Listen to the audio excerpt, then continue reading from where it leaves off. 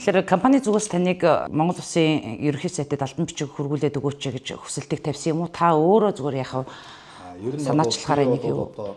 Энд одоо хэн нэгэнд бол давуу эрх олгож байгаа ч гэдэм үү, илүү одоо үйлчилж байгаа асуудал бол байхгүй. Ягаад тэгэхээр эн чинь яг Ховд аймгийн эдийн засагт бол одоо Моинко компани үзүүлж байгаа нөлөөлөл бол асар их байдаг. Тэр утгаараа бол одоо Ховд аймаг төсөв төлөвлөгөөгөө одоо зохиох иргэдийн орол одоо орлого энтрэ батлагтаа хүртэл зөвхөн одоо хөшөөттэй холбоотой орлогуудыг бас нэлээ одоо тооцоолтуудыг хийж ээж аймгийнхаа одоо эрхчлийн орлого энтрэ төлөвлөдөг ийм очиртай.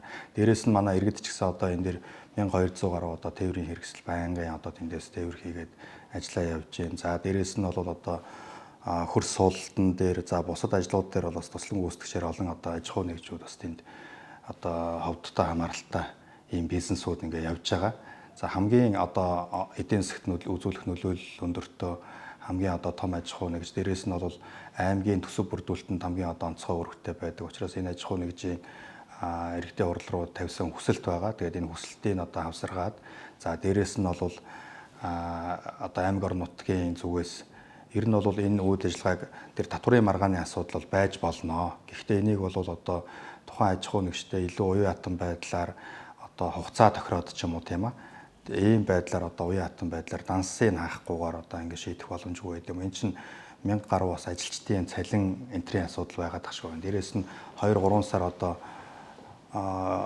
тээврийнхаа хөлсийг аваагүй жолооч нарын асуудал байгаад идэг.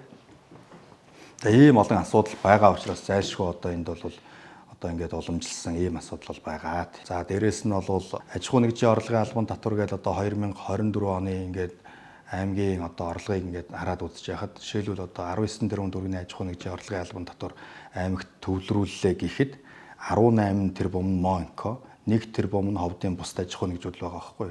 Тэгэхээр энэ бид нар орлого энтрээ төлөвлөхдөө зайлшгүй одоо энэ хөшөөтийн орлогыг бол байнгын тооцож ингэж явдаг. Энэ өөрөө бол аймгийн төсөв бүрдүүлэлтэнд онцгой хувь нэмэртэй. Дээрээс нь хамгийн олон хүнийг ажлын байраар хангадаг олон шалтгаан байгаа. Тэгээд ер нь бол гэхдээ миний хувьд бол яг хөшөөттэй холбоотой хувийн янз бүрийн одоо нэг ширхэг бизнес байхгүй, нэг ширхэг одоо харилцаа хамаарал байхгүй. Гэхдээ энэ аймаг орон нутг бизнесийг дэмжих чиглэлээр зарласан байж байдаг. Тэгээ эдийн засагт одоо үзүүлэх нөлөөлөл асар өндөртэй учраас энэ аж ахуй нэгжийг дэмжиж энэ дээр бол илүү одоо бодлогын зохицуулт хийж уян хатан байдлаар энэ асуудлыг шийдэж өгөөч гэдэг хүсэлтийг бол уламжилсан байна. Тий.